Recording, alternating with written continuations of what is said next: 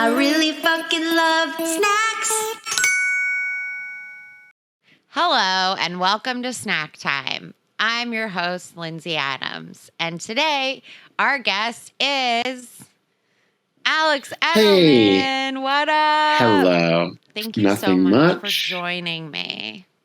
I'm thrilled to be here, honestly. This Honestly? is my métier, snacks. Yeah, I mean, I'm excited to have you because you have been very passionate about snacks and your opinions, and that's exactly what we need here. I know you and Hannah are both very passionate snackers, which is obviously something that means a lot to me. So I'm fucking hype. And you have such a good childhood snack pick. A childhood snack so good it was hunted to extinction, as they used to say on stage. I know they were around though. So his childhood snack that he chose is Butterfinger BBs, which A fucking plus. Butterfinger BBs, they were the round ones, right? They were BBs, and Yeah. the tagline for them. Did you hear me say the tagline? The tagline No, was say Bart the Simpson going, "You better not lay a finger on my Butterfinger BBs," and it was so cool, and I loved The Simpsons, which is what got me into which is what the marketing worked. I was such a fan, Yeah. and I was obsessed with them. And then when they went away, I was so bummed. And over the years, I've always looked for them to come back, and there have been Butterfinger bites. Yes. There have been different types. I wrote letters to Butterfinger trying to get them to bring it. Let me see if I can find it on my computer. But I did. Sure. That's actually such a level of passion that is like unmatched for sure. I legitimately. Did you write them I have emails, or was it like long enough ago? It was long enough ago that I sent both. A letter in the mail. I would die to know who read that. That's the thing. Someone read it, but maybe there was a logical I wrote an angry letter going, "What's happened?" And in the letter, there was this is a line in the letter. Maybe there's a logical explanation, like maybe an ingredient necessary to make Butterfinger BBs exist was hunted to extinction by people craving. I was a child, and a part of this was to read to my parents by people craving its delicious taste and ability to melt in your mouth, but not in your hand, which I do believe is a tagline for a different thing, but it was legitimately something that I wrote down. That's so incredible. Honestly, did you get a response? So beautiful. I did. They wrote back to me saying they no longer make Butterfingers, and that any Butterfingers that I encounter now are Butterfingers that they no longer make Butterfinger BBs, and any Butterfinger BBs that I encountered now were like,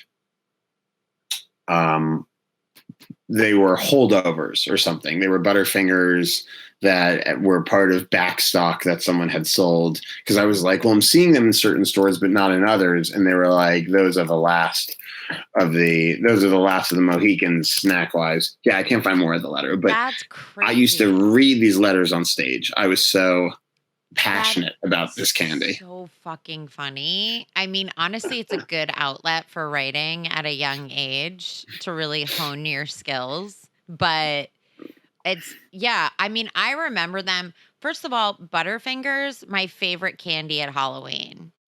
Hands down. Like favorite candy at Halloween. I never identified them as peanut buttery until someone was like, it's peanut butter candy. I'm like, I guess it is. It was just like, I love the texture of Butterfinger. I love the crunch. I love how it gets stuck in your teeth. The whole thing, favorite. And the Butterfinger BBs, they were manageable and they were like weirdly hard. And you had to like bite through them to get to it. It was so fucking good. I miss the Butterfinger BBs so much. And I would, if I ever become uber famous, what I want to do is like, I want to use my platform to bully Butterfinger and to bring back the BBs. Because why, I can't imagine they didn't sell well. Like, I always wonder why they cancel like specific offshoots of different candies. I don't like get it because I don't know how they measure it or they like somehow think it's going to be better. I know they did alter their recipe at one point. They had a low melting point. The chocolate had a low melting point. So every time you'd reach into the problem was every time you'd reach into the bag, your hand would come out covered in chocolate. But they were discontinued in 2006, so they were around from. How do you know these facts? Did you look this up ahead of time? I know. I remember stuff. Hannah's always making fun of me. Hannah's always making fun of me for remembering stuff. She calls me Dr. Books. Dr. Books? She goes, I'm dating Dr. Books. And it's like a really funny thing to me. How do you, I mean, it's incredible. She'll be like, it's incredible. I'm happy for you that you know this information because I Googled it. And now I feel like a fucking idiot, Alex, because you know more than me.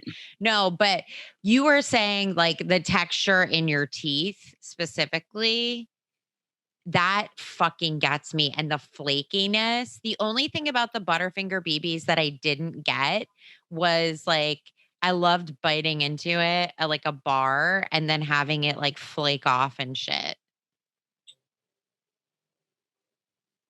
Sorry, I just got a sharp thing in my ear for a sec. But my headphones just skeeved out for some reason. But yeah, the one thing you didn't get was what?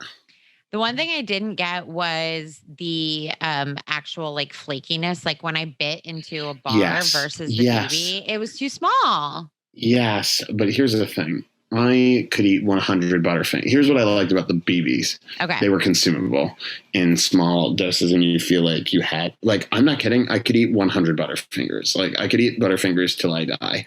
Like, do you still buy them?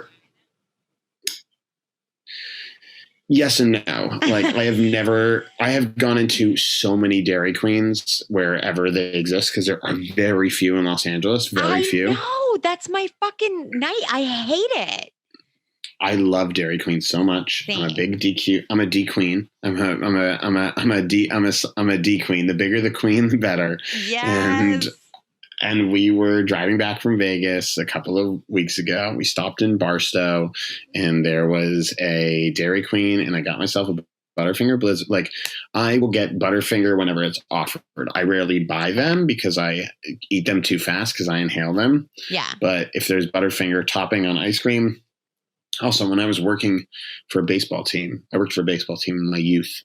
Really? And the employee,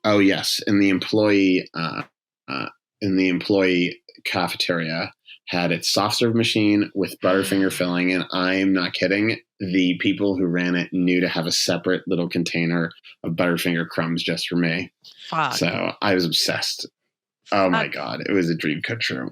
You know what I had recently when I was on vacation? So now they have like popcorn flavored like candy. So like they have they have specialty. Have you seen this? It's like a newer thing.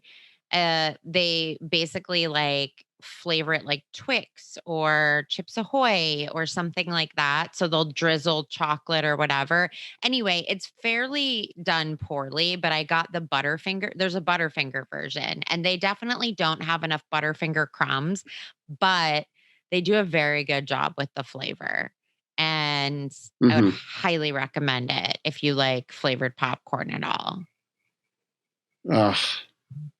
Oh my God. So wait, it says Butterfinger flavored popcorn? Yeah. So it's like drizzled with like a peanut butter thing. There's Butterfinger crumbs. There's some chocolate. It's so fucking good. I mean, it could be better. I'm waiting for them. You know how sometimes when new snacks come out and you're like, I know that this could be better, and you just have to wait until they like step it up a notch?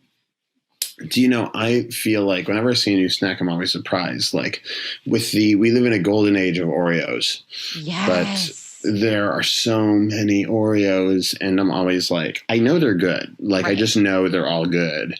But do I want to go out on a limb for this like strawberry cheesecake Oreo, or am I going to stick with the mint or double stuff that I know is going to be phenomenal? And like, Yeah, you're right. It takes a lot to get me to try a new snack, and also some new snacks I like. I don't want new now and later chews. Like those are the perfect ones. Yeah. And like new Skittles are hit or miss for me, but I'm down to try a new Kit Kat no matter what. Interesting. Have you been to Little Tokyo? Yes. Yeah, of course. Yes. Yeah. I thought you were going to say Tokyo. I've been to Tokyo and South Korea. Have? Where I have. Oh, I'm so jealous. The age, like when my boyfriend and I went to Thailand a couple years ago, and all I did was go to 7-Eleven and buy snacks. Oh my God. It's wonderful. Loaded the fuck up shrimp snacks. Like they have them at Ralph's now, but they should have way more. All of like the milk flavored candy in Asia I don't know if they had that in I don't like South Korea. I don't like milk flavored candy. I've had it a couple of times. I'm not a fan. I can never get around it. Like, really? Like it's I don't like the flavor of milk. I don't like vanilla. I don't like vanilla candy. Interesting. So you tried the White Rabbit? That's like the one that like it's not for me, but like I understand that it is for some people, and like live your life, live your best life. But texturally though, it's a good texture for me. Like it'll chip my tooth, and I like that. Like if you don't let it sit, I like candy that you have to work for. Because otherwise, like you said, I will eat all of it at once, and I'll eat it really fucking fast. And I need something that's like interactive, that's going to slow me down. Like if I get beef jerky, it needs to be like a dog chew. What does that mean? So like, have you ever gone on the road and you go to like a gas station, like Love's or something like that? And they've got all those beef jerkies. Yeah. And you get one that's like really thin and really dry. Like you have to like really work for it. That's what you mean by dog chew. Okay. Yeah, yes. It's like a dog chew. I feel that. I love, so there's a snack, there's a place near where Hannah and I live called Same Same. In East LA. It's a Thai place, and Hannah's vegetarian. She doesn't do, but they do a beef jerky that is I like beef jerkies that aren't American. Like, have you ever had biltong, which is South African or Australian? I can't remember what biltong is. I think it's South African. It's freaking delicious. Yes, and I love that. And I also love, this is, hold on, let me see what this is called. I hate to Google mid. No, it's fine. Google mid. I'm going to. I will say too, there's like my dad, one Christmas, like a bajillion years ago, because we were Jewish, but we celebrated Christmas because my dad grew up. Well, anyway, we were more culturally Jewish, but one year for Christmas, I know my dad like never knew what to get me. And he got me like a fucking super pack of beef jerky from like all different flavors. Like, oh my God, like antelope, ostrich, like wild boar, like the weirdest shit from a company. And I've seen it before now. Like I went up to Nevada City and I've seen it, but otherwise I'm like, where do I get ostrich jerky? Yeah, I've never had it because of my kosherness. Yes, I'm restricted in the things that I can eat. But like, by the way, this Thai beef jerky is called Nuakem, Nuakem. But like, that would be a perfect gift for me. Also, Hannah's into salmon jerky at the moment, and I've never delicious. But I like a juicy jerky. Interesting. I like a juicy little jerky. You like a juicy jerky. Okay. I like a juicy jerky. Well, I feel though, like, okay, to circle back to the Butterfingers though, I do feel like the texture is a huge part of it for me. Huge. Yeah. The texture is a huge part of it. The BB specifically, I do agree with you. They're very consumable. And they also, Bart Simpson of the era, you really can't go wrong with that marketing. He was so good, and the Simpsons are so funny. And the Simpsons have only marketed quality products over the years. Duck beer, they just have so much integrity. Have you, by the way, seen the letter that Marge Simpson wrote to Barbara Bush? I think I read it a while ago, and I don't remember it now. Remind me. It is so funny. It's Barbara Bush said we need families that are more like the Waltons and less like the Simpsons. And so Marge Simpson wrote Barbara Bush a letter saying how offended she was. Oh my God. And it was so savagely insulting. And it was like, Mrs. Bush, look, we're both married to great men. And, and I do my best. And Barbara Bush, to her credit, wrote an apology letter to Marge Simpson, which is pretty sick. Smart PR, because like if she fucked that up, you can't fuck with the Simpsons. No, but it was a good look for everybody because Marge Simpson was like, look, I'm a hardworking mother of 3 rambunctious children and, and things aren't easy for me, but we do our best and we're proud Americans and we pay our taxes and all. It was super perfect. It was so nice and wholesome, and it's so worth a Google. I'm not going to Google that mid because I think it's a bit rude, but like it's super cool. The integration of The Simpsons into our culture, especially in the 90s, was actually kind of incredible in retrospect. And I feel like they have tried to replicate it, but with other, trying to think of like another. You're right. The Simpsons have infiltrated in a way that nobody else ever has since. You're so correct about that. It's like kind of incredible. So, and also I do feel like I'm trying to think now. I don't know if the marketing, if they attach celebrity or like characters to candy the way that they used to. I feel like they've now personified the candy. Versus like the M&Ms walking around, they're really fucking going off with that again. But I'm trying to think. What do you mean? Well, like I think they're doing more like I can't think of a candy that's marketed. Granted, I don't watch TV with commercials, but like I can't think of a candy that's marketed to people with a celebrity in the same way that like snacks were marketed to us in the 90s. You're like so correct. Like I can't, like the Flintstones, we had someone last week, we had Laura Peak last week, and she talked about Fruity Pebbles. The Flintstones are still the mascots for Fruity Pebbles.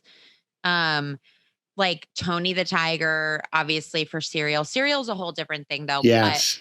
Cereal's a whole different ballgame. The Flintstones, their association with Fruity Pebbles is so crazy to me. It's like the Flintstones is a cartoon. They don't make new episodes of the Flintstones anymore. Right. These guys are the ads for Fruity Pebbles and Cocoa Pebbles, is that considered Flintstones canon? Is that like... Because it's the only thing now they're still alive. It's so fucking true. It's crazy. The more I talk to people about like their childhood snacks, because I feel like everybody I've had is like in the 90s, like that is like the era. And the more I'm like, God, they like fucking nailed us. Like they really, really nailed us. Whereas like now I don't even know. I mean, I know they had that whole movement at one point. I think I was in high school when they were like, get candy out of school vending machines. I remember that. And that was like a big, or like get soda out of school vending machines or whatever. So I don't know if maybe that made a difference, but I would have no idea who to associate with any snack. Whereas like slap into a Slim Jim was that little weird, insane Slim Jim mascot. Well, it was like a wrestling. It was a dude. It was like That's right. So it's by the way, sorry, go ahead. No, go ahead. Reggie Jackson had his own candy bar. I think Muhammad Ali had his own candy bar also. Yeah. Babe Ruth is not associated with Babe Ruth. Right. I'm trying to think, it used to be that athletes and candy bars, that was like Wheaties became obviously the athletes thing, right? Well, now they have wrap snacks, and that's like the closest I've seen to like having a real mascot. Wait. What is wrap snacks? Wait, have you never seen these? No. Oh my God. So they're interesting at the very least. I feel like the package is well designed. It's co-owned by Master P. And basically there's No. different flavors of different snacks based off of, like, they have a Cardi B one. I think that they have like Amigos one, and they're different. No, no, no, no, no. It's like a real thing and people love it. I tried some when I was in Palm Springs. That is insane. Athletes used to having your own candy bar was Carmelo Anthony had a candy bar called the Mel. God, I forgot. Ken Griffey Jr. had a Ken Griffey Jr., who was allergic to chocolate, actually had a chocolate bar called the Ken Griffey Jr. Milk Chocolate Bar. It was around in the late '80s when he became an athlete. There was Maria Sharapova has her own candy company called the Sugar Pova. What? So I guess that's around now. But I've never had any of them. I don't think. I think they're expensive and not very good. Yeah. And I remember some quarterback. Yeah, some quarterback had a Haribo deal, but I can't remember who it was. Leave in the chat. Leave in the comments. Right. If you're listening, I would deeply want to know what else you. I can't remember who it was. Yeah, I mean, the honestly, last one's the Isaiah bar. Isaiah Thomas, the basketball player, had his own bar called the Isaiah bar. Sports? None of these names make hugely. any sense. Oh, you are? Hugely. I'm so sorry. Oh, when I was a kid, crazy about them. Doug Flutie, who was a quarterback from Boston, had his own cereal called Flutie Flakes, and I still have a autographed box of Flutie Flakes in my childhood bedroom. But those flakes have got to be 25 years old now. You know, there is a show on TV where they take like ancient snacks that they have like got, like they take like literal like saltines from the 50s or like Fritos from the 50s and they taste them. And what is that called? I don't know. I can't remember the name of what it's called, but it's not produced nearly well enough. Like that could be an incredible show. And it's just like a bunch of bearded white dudes that like, they play it like a yard sale show. And I'm like, you're so far off for how to produce this show correctly. It's insane. I had a bottle of Crystal Pepsi from when Crystal Pepsi came out in 2017. It didn't come out in 2017, but in 2017, I had a bottle from when it came out in the 90s. Yeah. And it was flat. Great. And tasted disgusting, but I couldn't tell if that's how Crystal Pepsi tasted or but I drank this in front of a room full of people. Oh, okay. It was performative. It was, but I think I have a video on my phone of me drinking this Crystal Pepsi and absolutely losing my mind. But it was just terrifying. It was terrifying to actually try it because I knew that it was going to be gross, but I had no conception of how disgusting this thing would actually be. And it was. I will never make that mistake again. It was performative and it wasn't worth it. It wasn't worth the gag.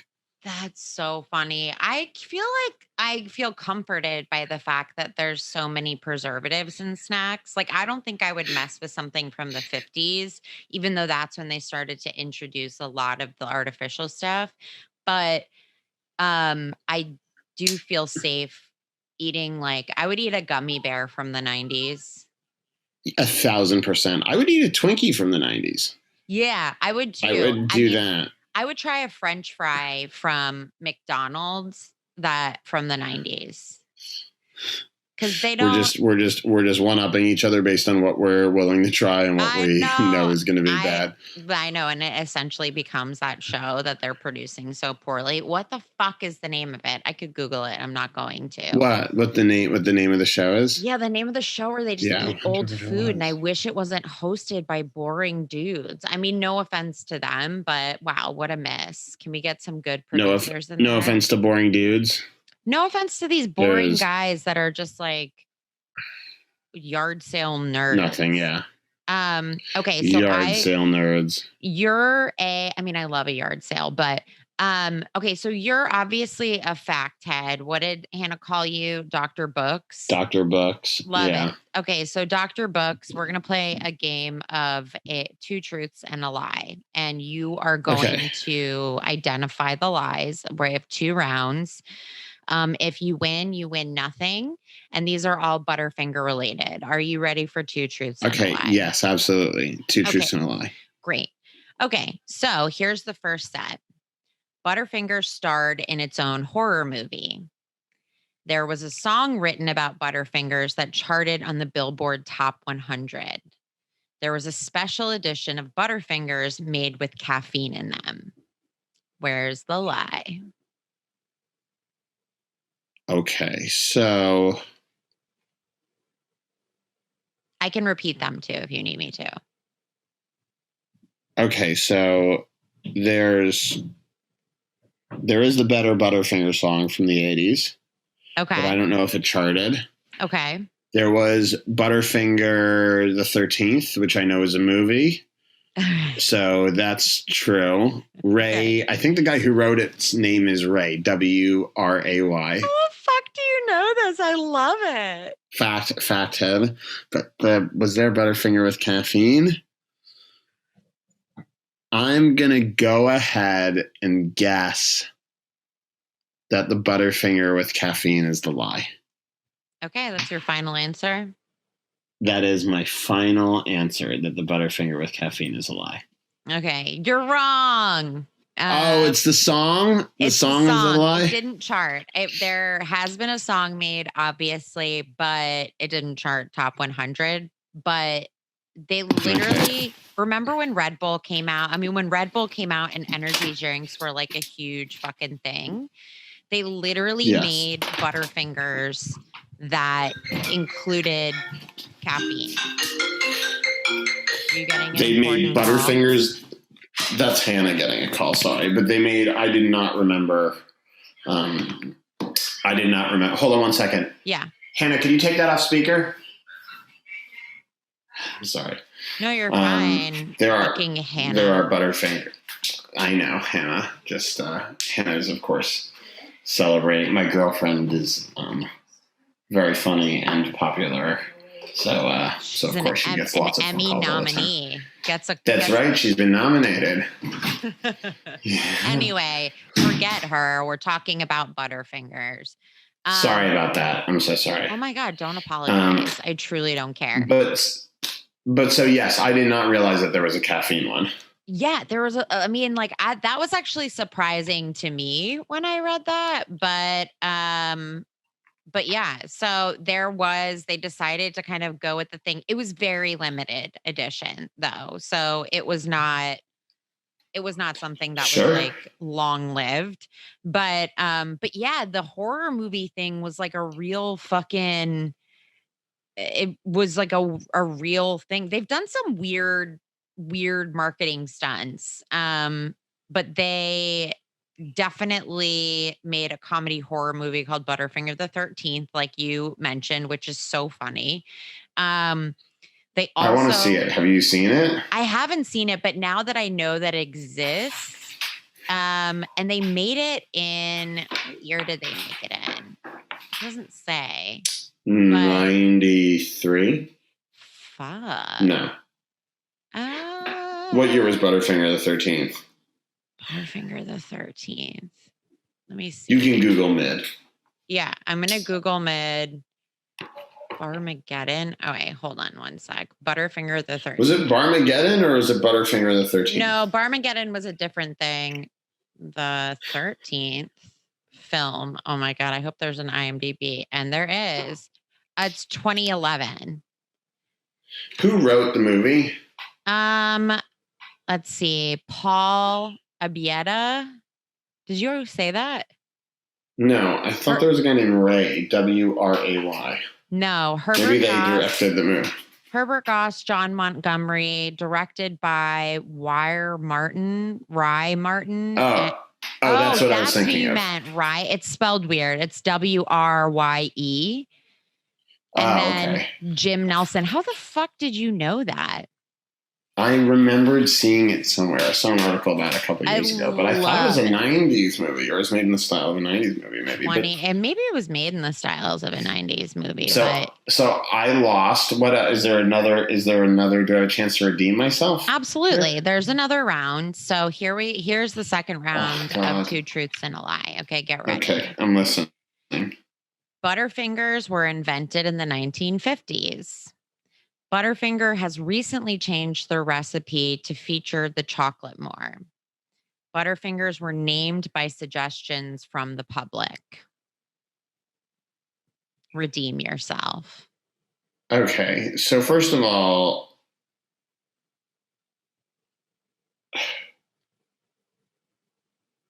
it was invented in the like bazillions of years ago. So it's not the 50s. It's like an old candy bar. Okay. I understand. Second of all, so that's it. It was invented in the 20s. So it's not that, or the teens. Okay. It was invented to describe a Butterfinger. It was a baseball term. It was a player who can hold on to a Butterfinger is a player who makes like a lot of errors, can hold on to the ball. Okay. The guy who invented it was Otto something. Can't remember his last name.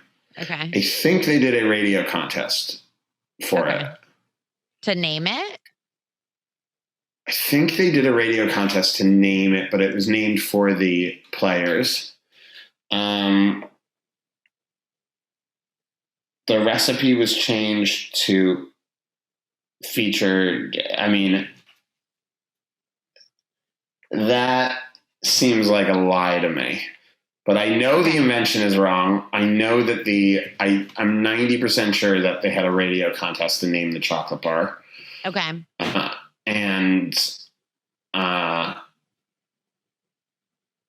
I'm going to say, even though part of me is like, I know that the chocolate has always had a low melting point, and that's a problem. And part of that has to do with how thin the layer of chocolate is. And that's one of the reasons BB's was discontinued. So I'm really going back and forth between the last two.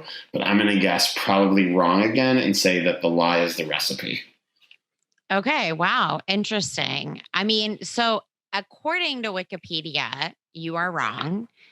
So they changed it January 2019. They displayed like improved recipes. So essentially, like part of what they did is use larger peanuts in the bar's core, and then a higher percentage of cocoa and milk in the chocolate coating and ingredients, which essentially was featuring the chocolate more. And that's what they wanted. They wanted the chocolate to have a stronger taste in the recipe. Are you serious about the naming contest thing, though? Because part of me... No, you were totally right. You named a lot of things that are uncomfortably true.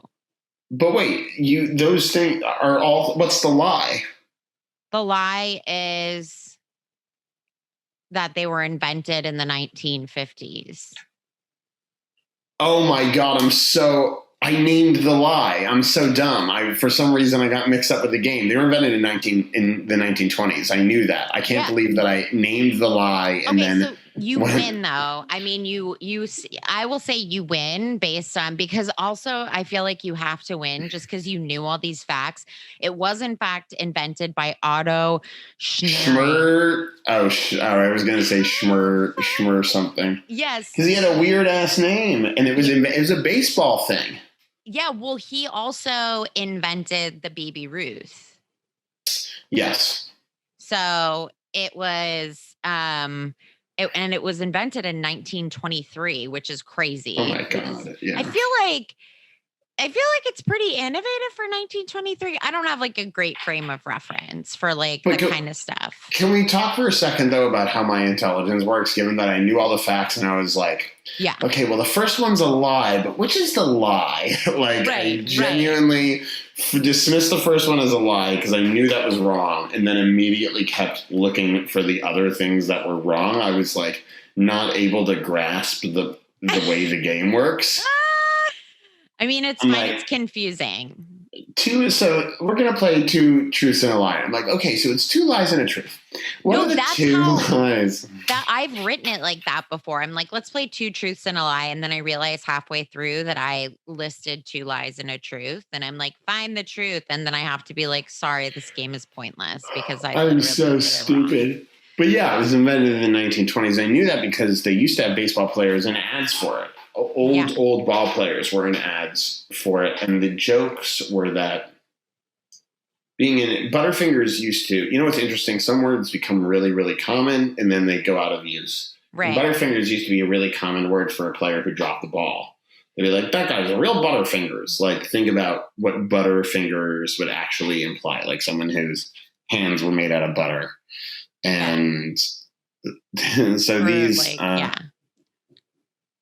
that was how, that was the reputation that some of these fellows had for not being very handy with the ball. And it was a big old sports thing in the 30s and 40s. So crazy. Yeah. And it's also weird, fun fact. They also they were pulled from the market in Germany for like the artificial ingredients. For really? GMOs. Yeah. In 1999. So they essentially were campaigned to get out of German supermarkets. So if you go to Germany, you can't get Butterfinger, unfortunately.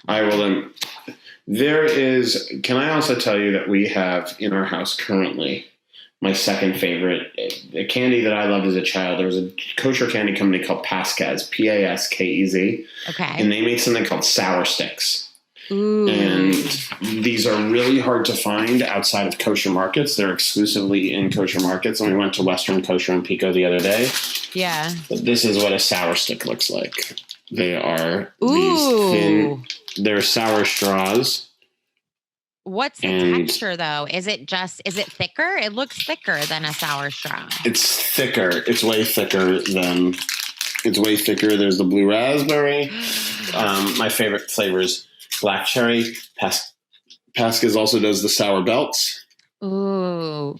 But yeah, so we love the kosher candy. Explain that for people listening, the difference between kosher candy and just in case people are unaware.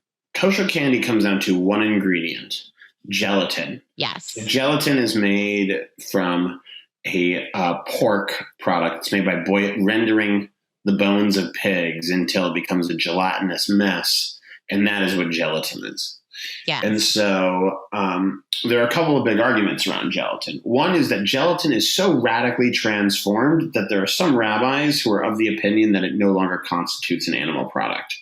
That's how gross gelatin is. Interesting. And so some candies in Israel are marked kosher l'achlei gelatin, like kosher if you eat gelatin.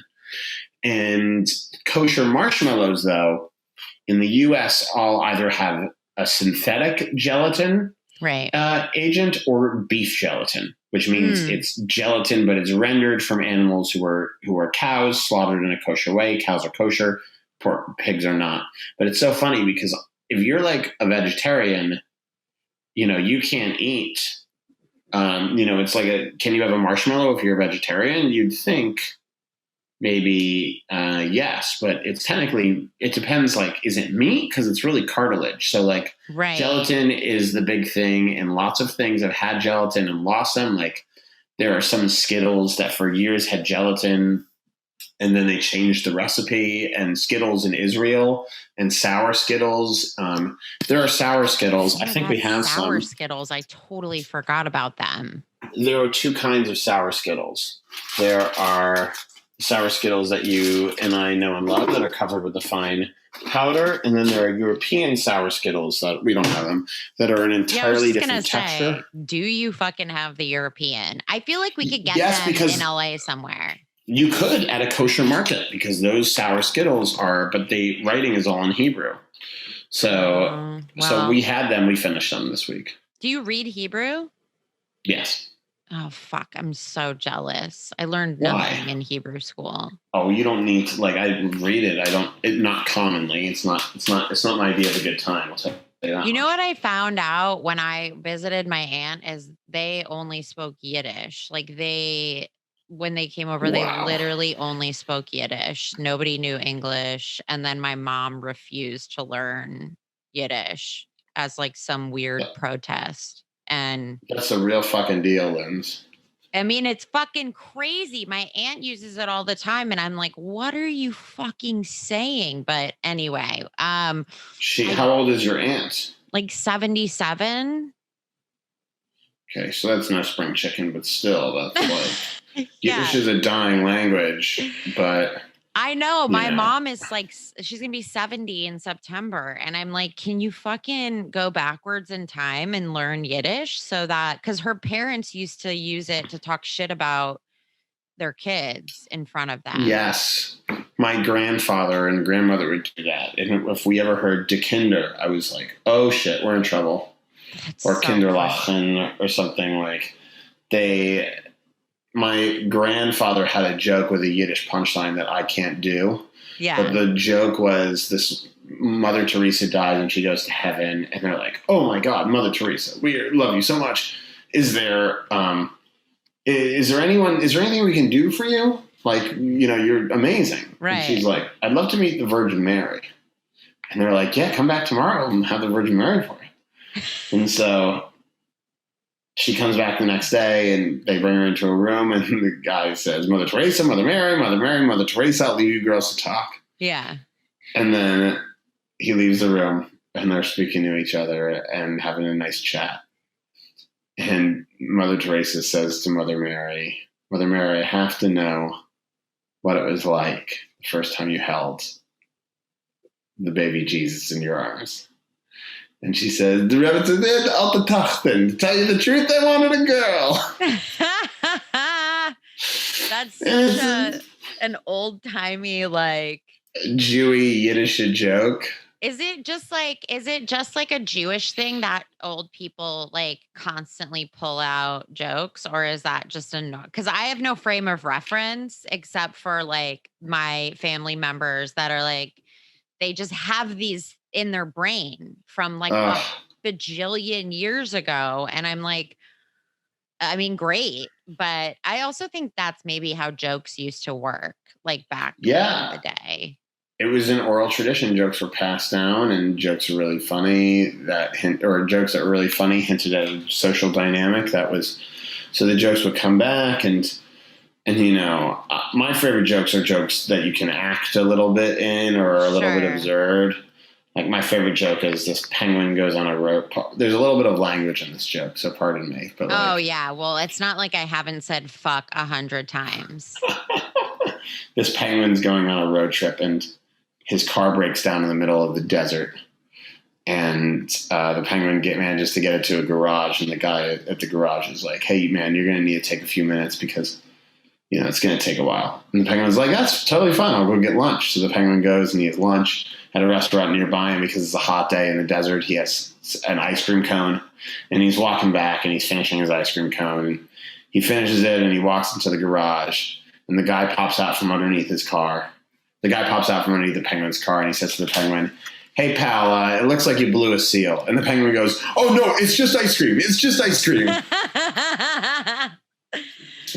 Fuck. It's a fucking weird, stupid joke. Stupid. I love it. I am such a fan of dumb jokes like that. They always make me laugh. They're always so funny. I'm always like, I love to like know the person who was like, get a load of this. I just wrote this. Like truly. Do you ever wonder who wrote those, Lindsay? Do you ever be like, yes, who wrote that shit? I always want to know the origins of everything. That's like my thing. I'm obsessed with like food history. That's like part of why I like love digging into like all of this shit, because I love the origins, the idea that someone was just like, what if and I want to know how many times they messed up, because when I bake, I fuck up all the time. Sure. And I'm always like, what if I just add this? What if I just add this? And then ultimately you get a good result. But I like, imagine the first person who ever baked a cake. Oh my God. They were popular in a bunch of different cultures at a bunch of different times, cakes, because they used to just be like flour and water thrown into a thing with different things added. But yeah, I wonder Well, I'm curious though. What's the craziest? Is there a surprising thing over the course of doing this pod that you found? Like, is there one fact that when people are like, "What's the craziest?" When people ask you this question, this basic question, that you have an answer for? What's the craziest? I actually Or don't. like, what's the most surprising one? I don't really. I mean, I'm trying to think back. I think a lot of, in terms of like facts, like I'm really not sure. There's nothing like crazy surprising. I think, you know what I find surprising sometimes is what is like early on, I had Julia Loken on and she talked I about love her. Frozen. I know Julia Loken's amazing. And she talked about Frozen Capri Sun.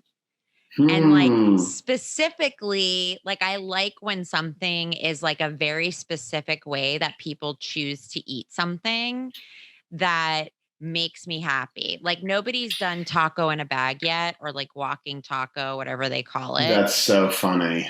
But like it's a very specific way that it's like ritualistic. That's what makes it interesting. But don't certain things, like as a Jew, certain things summon up certain memories. Like there are kosher Passover candies for me that summon up memories of sitting at a table, or the sun-kissed fruit gems being thrown at bar mitzvahs. Disgusting sun-kissed fruit gems. Honestly, the worst texture. I'll say like macaroons for the longest time, maybe only in the past couple years did I understand. I really couldn't get that they could be good. Well, no, I was just like, are they different than macarons? Like they're spelled different, but I didn't understand how they were so close. I figured that out this year, by the way. I was just like, no, I don't have an answer, but I was also like, macarons and macaroons. Macarons are disgusting. They're these coconut covered lumps. And Hannah's like, no, they're a delicate pastry. And I'm like, exactly. Oh, yeah, those are different. Because I always thought those were called like Lottarees. Oh, yeah. I didn't know what they were called, but that was like that was always the dessert. Because my mom loves macaroons, so she would get the like the cans, the metal tops that you peeled off, and there'd be macaroons in there. That was like her thing. She was like the chocolate dipped ones and stuff, and we always had like the chocolate dipped matzah and like all. My friend Adrian Finkel, who's an incredible baker, who was an exec at Funny or Die until recently. Oh yeah, I know Adrian.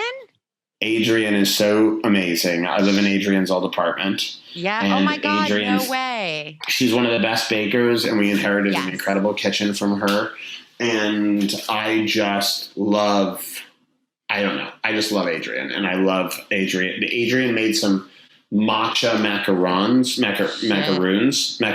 for me. Okay. Yes. For Seder, for my Passover Seder. And it was so good. And by the way, making chocolate covered matzah. I have a friend, Michael Solomonoff, who's an incredible chef at a restaurant in Philadelphia called Zahab. And Michael and I will FaceTime and make like food and dessert sometimes. And he helped us make like caramel and chocolate covered matzah. And it was making your own caramel, shockingly easy, really delicious. It is shockingly easy. It can be a little fussy, but it's like the easiest thing you would ever. Once you like get over the fact that it's butter and sugar. Well, yeah, and that the sugar's not gonna like, if it's melting, it's gonna be fine. Like the fact that you have to watch something go solid to liquid always gets me anxious because I'm like so crazy about burning stuff, but it's incredible. And Adrian's like an incredible baker. I bake cakes. I love baking. I know my shit tastes good, but her shit is beautiful. Like her shit is gorgeous and it always tastes incredible. I'm always like, Adrian, you should go on these shows. Hannah makes a delicious babka. I saw that. I saw she did. Jews are really great with desserts. I will say that the Jewish dessert is, I think, pretty good. Hamantashen's pretty good. Yes. But here's the thing, the issue I have with the kosher desserts that I've had. So when I was in Florida, we went to a kosher market for like the last night to get like all the whitefish salad and all that shit. And I picked up some like packaged kosher like babka and cinnamon stuff, and it was so bad. It tasted like full Yeah. ass, and I figured out why, and it's because it's made with margarine. Like they'll use hard margarine. stuff, you mean? Yeah. Well, that's what they had. You know, there's good margarine and bad margarine. There's good margarine and bad margarine, and sadly, there are lots of bad margarines. Yeah. And there are lots of ones that Jews make, like awful margarines. The desserts that Jews like. I've had lots of awful kosher food, and also I've had lots of awful like pastiches of great kosher food. Like I've had really terrible black and white cookies, like truly awful ones, with like hard shells and stuff, and gross and neither in cakey in a bad way, and like I've had like bad black rugelach. and white cookie. Rugelach is my absolute favorite. It encompasses. I love rugelach. Yeah, it encompasses like all of like my favorite elements of pastries in so many ways, and like I make really fucking good rugelach. Like, Sorry, go ahead. No, go for it. But I make it with cream cheese. Wait, explain. The dough is I make it with cream cheese to make it extra flaky. So cool. I have a weird relationship with cream cheese and sweet stuff. Like I really hate red velvet. Yeah, but I love red velvet. Yeah, I don't like tasting actual cream cheese in my thing, but everything I've ever had made with cream cheese, absolutely delicious. It sneaks in. Like I made blueberry pie bars, and oh my God, you sneak in a little bit of cream cheese and a little bit of sour cream, and you don't even like fucking realize that you need the cream cheese until you taste it on the back end, and it just like makes it's so fucking good. I would make them a bajillion times. It also makes blueberries don't really have a flavor, in my opinion, when they're not baked. That's true. But it brings it out, makes it sing. I mean, it's 1,000%. You're right. Like, oh my God, I'm just imagining. I know we're going so off topic, but it's worth it in my opinion. Let me ask you one more off topic question. Yeah, I love it. One more. How is how do you feel about halva? Oh wow. I love a halva. I do too. I love a halva. I hate that you can't eat a lot of it though. That's the only thing that upsets me. And it's my mom's favorite dessert too. But are your listeners going to know what halva is? Is it in the culture? Is it in the zeitgeist? I feel like they sell halva everywhere. I mean, like I was at Bristol Farms in wow, what a jug of water, Alex. If you can't. This is Hannah's. Hannah has a gallon jug of water, and I just needed literally insane. No, but it's the size of my head. It's so funny. I mean, great. You're hydrated. Good for you. Sorry, go ahead. You were talking about halva. I mean, I was in Bristol Farms in Beverly Hills, and they had it like on display, like not in like a kosher section. It was like pretty, but I don't know. Maybe people don't know. Maybe they've had it and they don't know they've had it because they'll often put it out on platters, like a dessert platter where like they don't know that they're eating this thing. Yeah. It's good. How do you feel about it? It's delicious. I'm a huge fan, but I've had so many different kinds. There's the halva that comes in a package, chocolate covered. Right. And then there's halva that sits out in the shuk in Jerusalem. Ooh. Mahane Yehuda. And it's unbelievable. And it's, I'm sure half of it is the flies landing on it and vomiting whatever they've eaten onto the halva. But these guys will come up to you and give you slices of halva and then try to charge you for the slices of halva they've just handed to you. Of course. And I will always just take, like, there's whiskey halva, there's pistachio halva, it's like fudge. It's like Israeli fudge. I love fudge, by the way. So, like, this is a really, it's my favorite. It's one of my favorite snacks. There's something savory about it and sweet. Like, it's just a perfect balance for me. It might be my favorite, non-traditional. It's my favorite snack as an adult. Okay, Is Hava. that's fucking. I mean, look, that's not only on topic, but that's also a really good opinion, which I appreciate. Yeah. That's Okay. good. And all right, sorry, let's get us back on track. You're fine. You're totally fine. This is a podcast where we ramble about food. So it's like, honestly, the structure is because my former reps told me that podcasts need structure, even though comedians just talk and people love it. Just talk and talk. They talk, and then everybody's like, we don't want a podcast where comedians talk. And the public is like, we actually do. So whatever. Anyway, so now we're going to play a couple rounds of fuck, marry, kill poly partner. So for those of you listening, if you don't know what this is, actually, this was developed when Hannah was on the podcast, and we decided that this was kind of closed-minded to keep it to fuck, marry, kill. So now you can add a partner where you're poly, and you can share with your married partner, or you can have this person as an open relationship on the side. So regardless, you're married is your number one and your partner is your number two. Understood? Sure. Got it. Okay, great. So we're going to do 3 rounds. We've got candy, donuts, and appetizers, which I consider all snacks, and it might be debatable. Okay. Okay, so let's start with the candy. I'll name the 4 ones, and you can decide which one you want to fuck, marry, kill, and poly with. Okay, ready? Okay. Candy. 1, Big League Chew, Bit of Honey, Raisinets, and Milk Duds. Okay. Kill Bit of Honey. Really? I love it. I don't like Bit of Honey. It's just a bit of honey. It's nothing. It's so good. I will fuck Big League Chew because I love Big League Chew. Yes. It's so good. And do you know how Big League Chew was invented? No, do you? Oh my God. It's on the back. Yes. Are you Jim the co-host Bouton, of this podcast? I wish. Honestly? Fucking wish. Jim Bouton, who's an incredible pitcher who wrote baseball's first tell-all book, a book called Ball 4, which was hugely scandalous. It was unbelievable. A great pitcher, but also a great writer. He was in the minor leagues. He was pitching for the Durham Bulls, I think.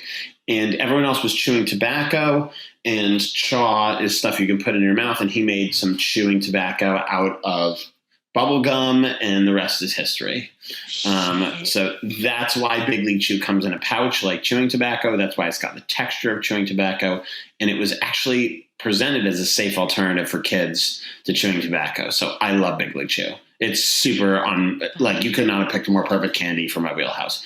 All right. Wow. So Raisinets, I would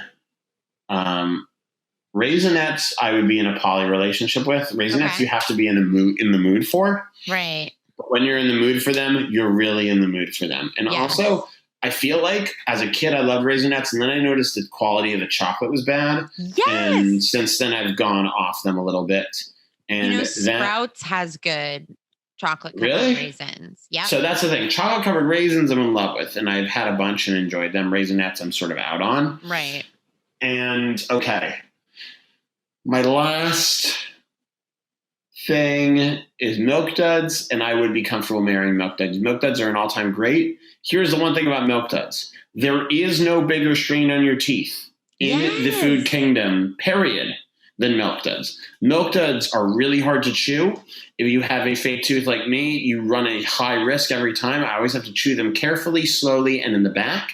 And if you ever put Milk Duds in ice water, which is always delicious and really good way to eat Milk Duds, you get a better dud experience. But let me tell you, very interesting. It is you are really running a high risk with Milk Duds, but the reward is just as big. So I mean, that's such a bold move. I guess I feel like this says this about you. You are willing to work in a committed relationship. Look, I'm in one now with a comic, so there's only one way. Like you've got to. Every committed relation needs work. I mean, it's impressive just because it's like you really chose a hard one. And I mean, in my opinion, because like, here's the thing. I don't think that I could marry Milk Duds because. Who would you marry? Don't tell me Bit of Honey. Oh my God, Lindsay, it's a basic candy. And you know what?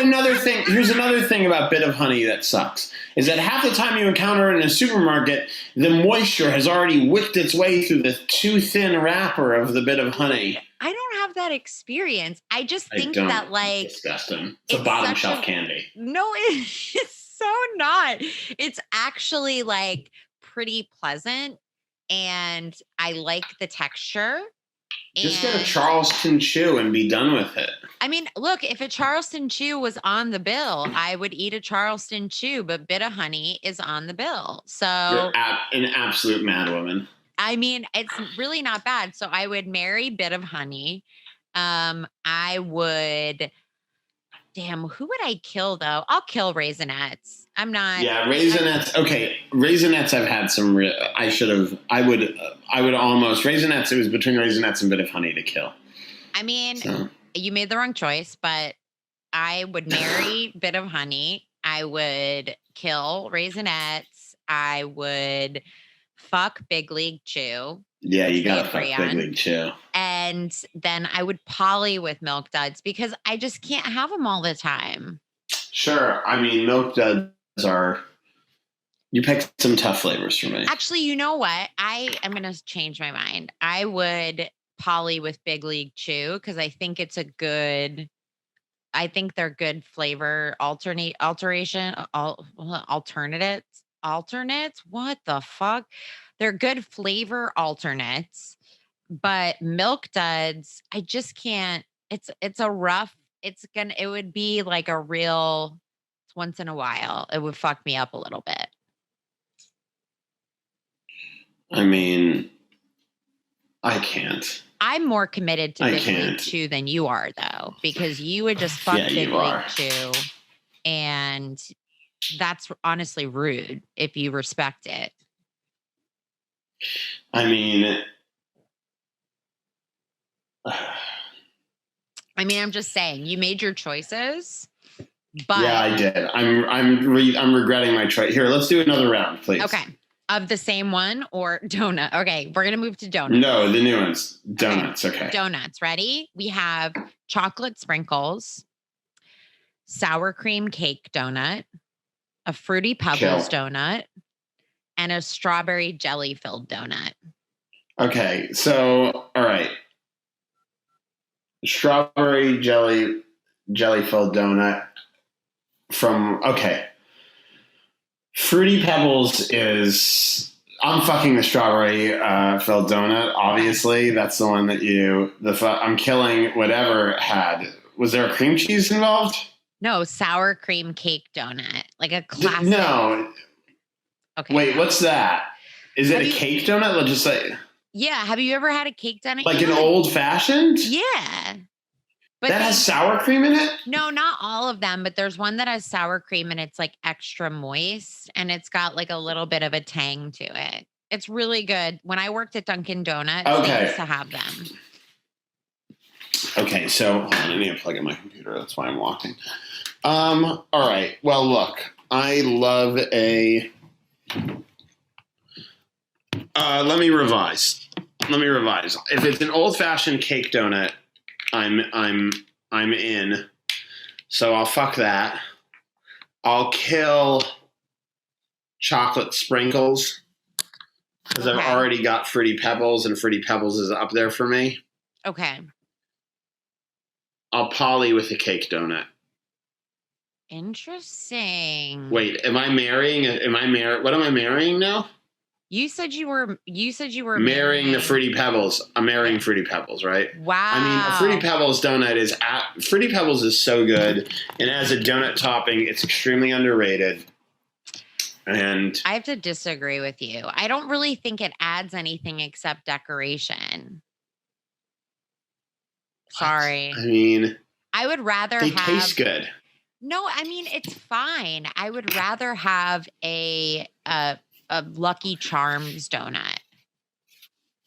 I mean, yes, sounds that's good. phenomenal. But where are you going to get one?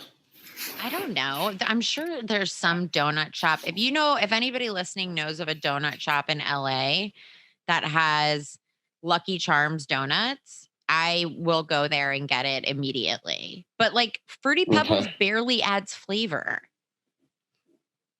Yes. I'm just going to argue. Fruity Pebbles, I mean, all right, you can. By the way, it's hard for me to kill any donut. I love all donuts except for filling donuts are tough for me, but jellies reminds me of sufganiyot, which are the Hebrew ones, and so it's really that's been a tough one. A good jelly donut is like everything to me. Like a good jelly filled or fruit filled pastry, I will lose my fucking mind for. I mean, like a croissant, like anything. So I would, like, assuming this is a quality jelly donut, I would marry the strawberry jelly filled. I would poly with the sour cream cake donut only because it gets heavy sometimes. And take it in moderation. I would kill chocolate sprinkles immediately because I don't give a fuck about them. And then I would fuck the Fruity Pebbles. You'd fuck the Fruity Pebbles? Yeah. I mean, the Fruity Pebbles, it's like, I don't really take them seriously. So it's like every once in a while thing where you're like, is this good? I forgot. And then you're like, oh, it's not that good. And then you just had fun because it's colorful and then you're done. No respect. Yeah. No respect. I don't love this opinion. I love Fruity Pebbles, so okay, well, maybe I'm just. I don't hate Fruity Pebbles. I like texture, and the texture's not correct. Fruity Pebbles Rice Krispies are not bad.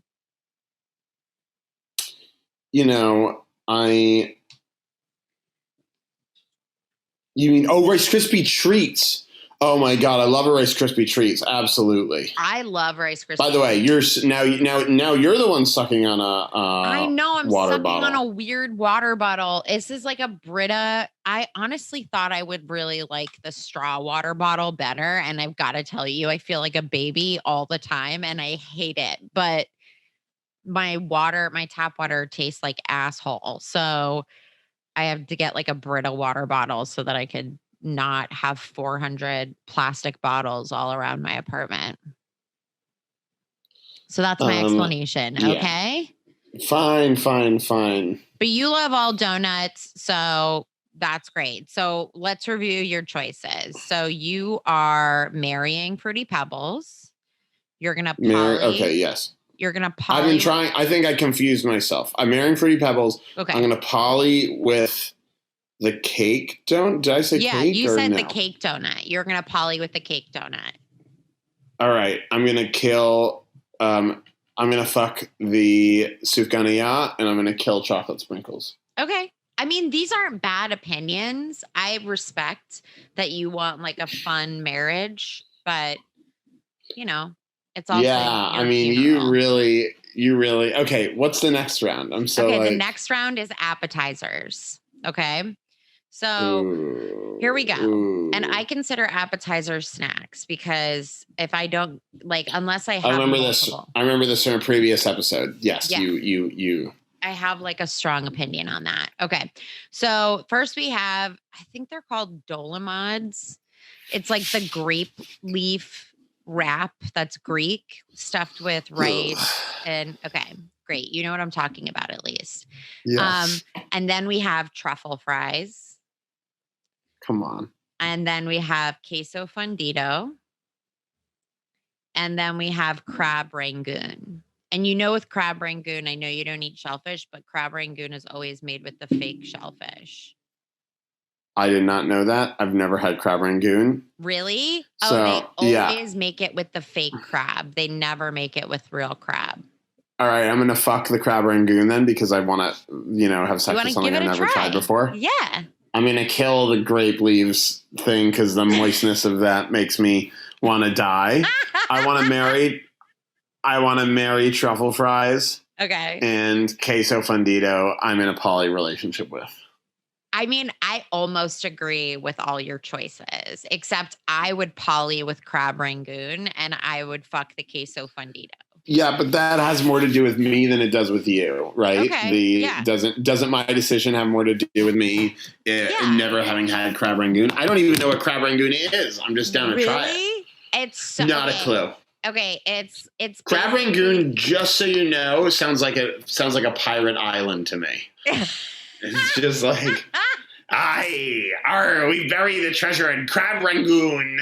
Oh my God, no! It's like so it's like a little pocket. How do I describe it? It's like cream cheese, and I know you don't like cream cheese, but savory cream cheese is legit. So it's like, you know, those sticks that they sell that are like fake crab meat.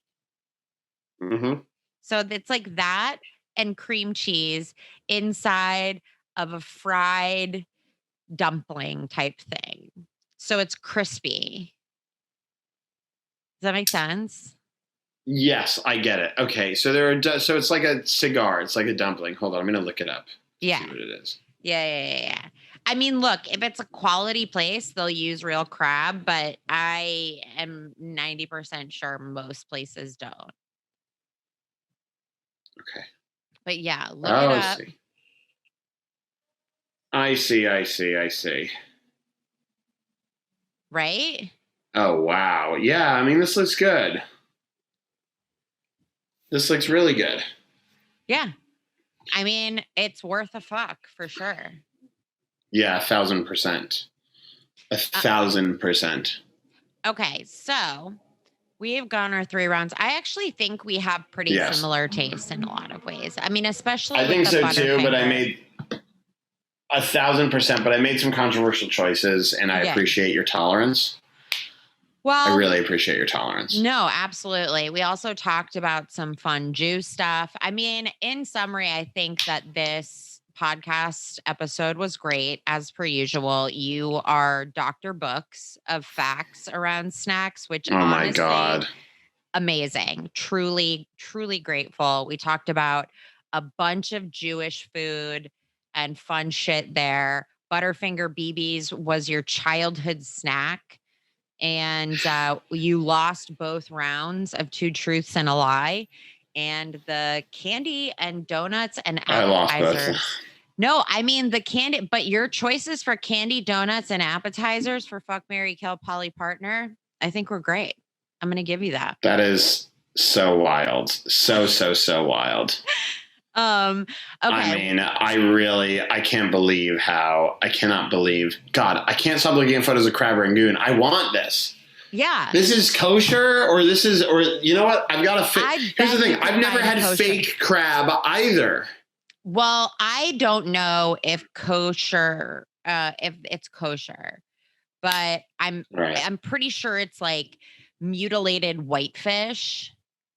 I gotta be real. Crab does not ever seem appetizing to me, and I've never wanted it. Lobster, not either. Shrimp, yes. I bet shrimp is amazing. I'm sure that I'm missing out with shrimp. Yeah. I want bacon shoved directly into my nostrils until I choke to death on it. But because if bacon smells that good, it probably tastes amazing. If turkey bacon tastes that good, then real bacon must be unbelievable. Crab I've never wanted ever, and now I'm like, maybe I want crab rangoon. I mean, look, I think that it is, I'm pretty sure they have it in LA somewhere. And if they don't, you could do lox rangoon. Lox rangoon. So you could do Are we approaching the coast of Lox Rangoon? Yeah, exactly. So look into that. That exists. I've never had that, but I know that exists and I want it. It's just lox and cream cheese. The most fearsome pirate in the high seas be Lox Rangoon. Sorry. Exactly. Go to Lox Rangoon Island and find it. What's a pirate's favorite letter of the alphabet? R. You'd think it'd be R, but 'tis the sea that he loves. Okay, well, that is a That's a great, great- joke to end on. Alex, Thanks, you've been an Linz. amazing guest. Where can everybody find you? I'll post the links in the descriptions. Please find me on Instagram where I'll be posting big chunks of this because it's so much fun. Yay! Please find me on Instagram and Twitter. And I have a mailing list and I have an album called Until Now, which please listen to. And yeah, thank you so much for having me. I so love and appreciate you. And this is such this podcast is so ideal. And I'm sorry I interrupted you a few times, which I feel awful about. I chalk it up to Zoom. And Should you? I talk over everyone. I literally just talked over you. Yeah, but I really hate interrupting people. It's like a pet peeve of mine that I have about myself. I really don't want to be an interrupter, and I'm sorry if I did, but I'm trying to be better, and this is so much fun. Amazing. Well, thank you again, and thanks for listening, you guys. Make sure you subscribe and share and all that good stuff. And I will see you later. Bye.